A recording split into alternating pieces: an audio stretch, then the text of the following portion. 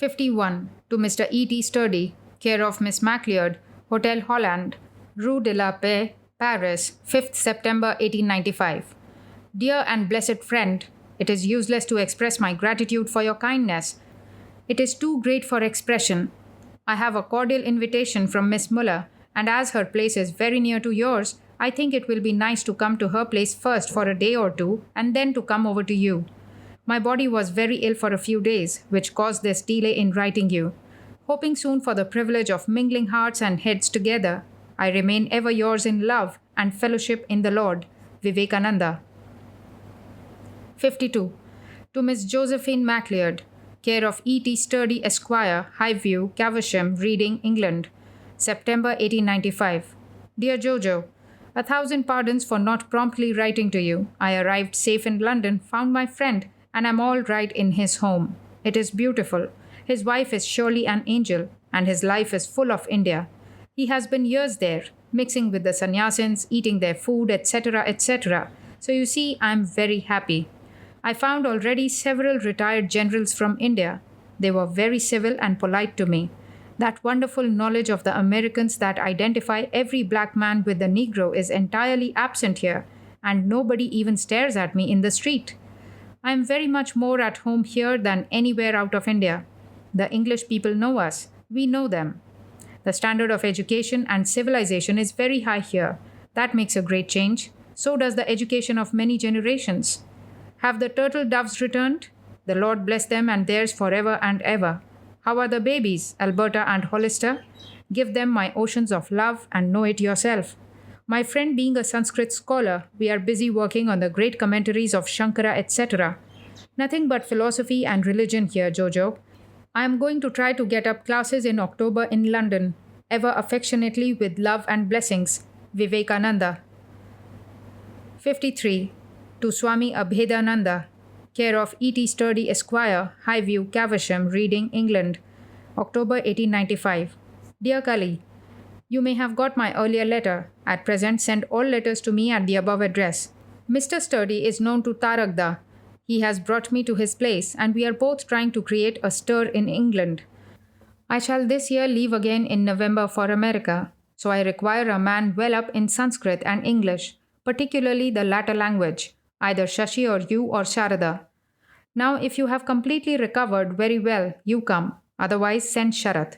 The work is to teach the devotees I shall be leaving here, to make them study the Vedanta, to do a little translation work into English, and to deliver occasional lectures. Work is apt to cloud spiritual vision. X is very eager to come, but unless the foundation is strongly laid, there is every likelihood of everything toppling down. I am sending you a check along with this letter. Buy clothes and other necessary things, whoever comes. I am sending the check in the name of Master Mahashay Mahendra Babu. Gangadhar's Tibetan choga is in the mutt. Get the tailor to make a similar choga of gerua color. See that the collar is a little high, that is, the throat and neck should be covered. Above all, you must have a woolen overcoat, for it is very cold. If you do not put on an overcoat on the ship, you will suffer much. I am sending a second-class ticket, as there is not much difference between a first-class and a second-class berth. If it is decided to send Shashi, then inform the purser of the ship beforehand to provide him with vegetarian diet. Go to Bombay and see Messrs. King and Company, Fort Bombay, and tell them that you are Mr. Sturdy's man. They will then give you a ticket to England. A letter is being sent from here to the company with instructions.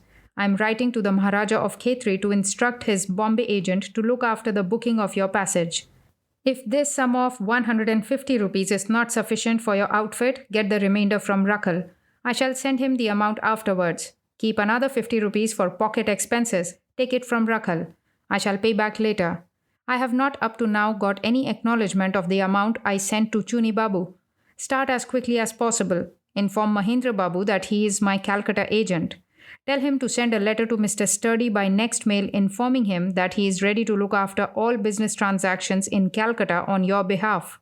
In effect, Mr. Sturdy is my secretary in England, Mahendra Babu in Calcutta, and Alasingha in Madras. Send this information to Madras also. Can any work be done unless all of us gird up our loins and be up and doing? Fortune favors the brave and energetic. Don't look back. Forward. infinite energy, infinite enthusiasm, infinite daring, and infinite patience. Then alone can great deeds be accomplished.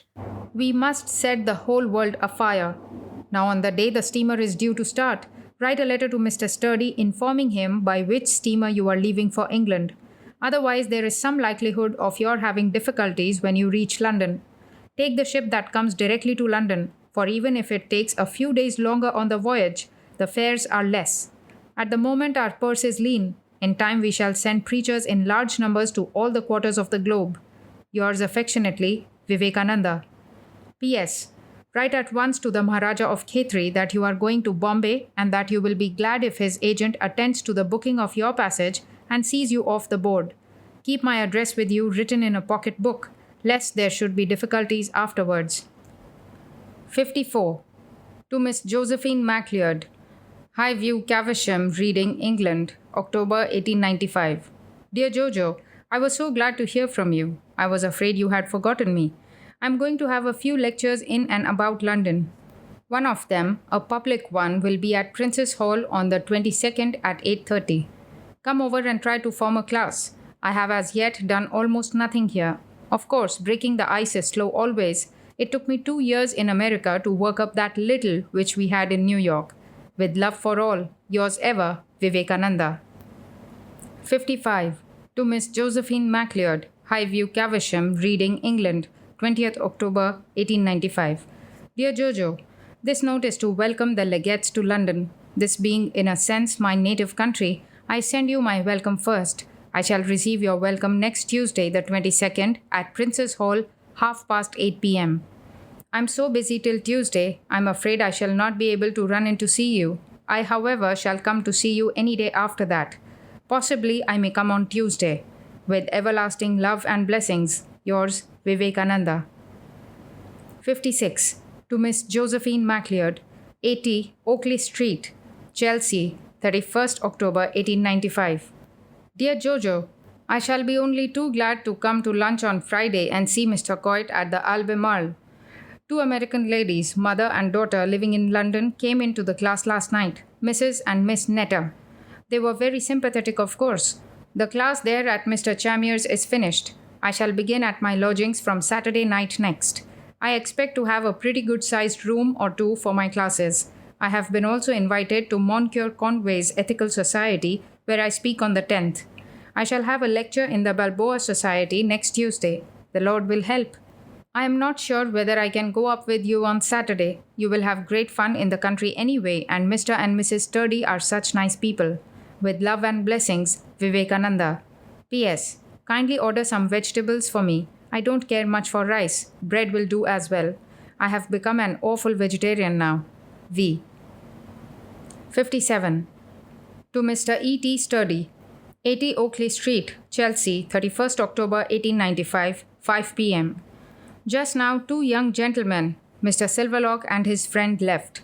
Miss Muller also came this afternoon and left just when these gentlemen came in. One is an engineer and the other is the grain trade. They have read a good deal of modern philosophy and science and have been much struck by the similarity with the latest conclusions of both with the ancient Hindu thought. They are very fine, intelligent, and educated men. One has given up the church, the other asked me whether he should or not. Now 2 things struck me after this interview. First, we must hurry the book through.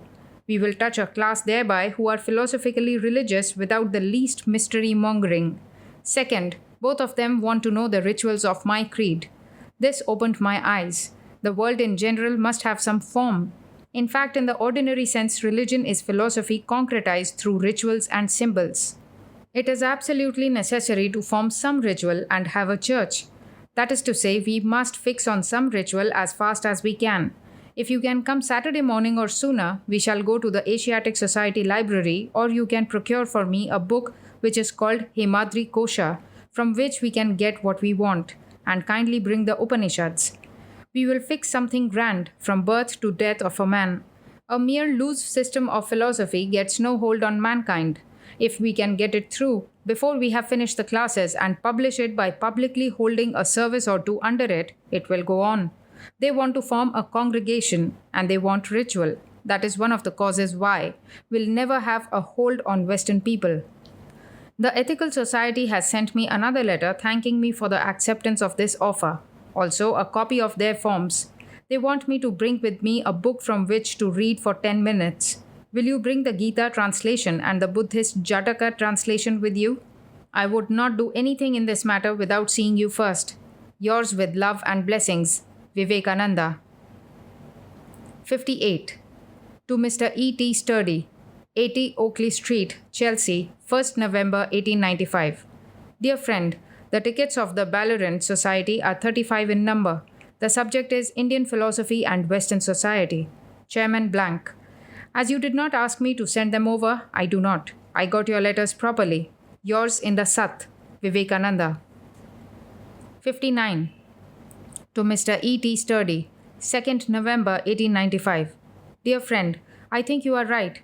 We shall work on our own lines and let things grow. I send you the note of the lecture. I shall come on Sunday if nothing extraordinary prevents me. Yours with love, Vivekananda. 60. To Mr. E. T. Sturdy, RMS Britannic. Blessed and beloved, so far the journey has been very beautiful. The purser has been very kind to me and gave me a cabin to myself. The only difficulty is the food. Meat, meat, meat. Today they have promised to give me some vegetables. We are standing at anchor now. The fog is too thick to allow the ship to proceed. So I take this opportunity to write a few letters. It is a queer fog, almost impenetrable, though the sun is shining bright and cheerful. Kiss baby for me, and with love and blessings for you and Mrs. Sturdy. I remain yours, Vivekananda. P.S. Kindly convey my love to Miss Muller. I left the night shirt at Avenue Road, so I shall have to do without any until the trunk is brought out of the hold.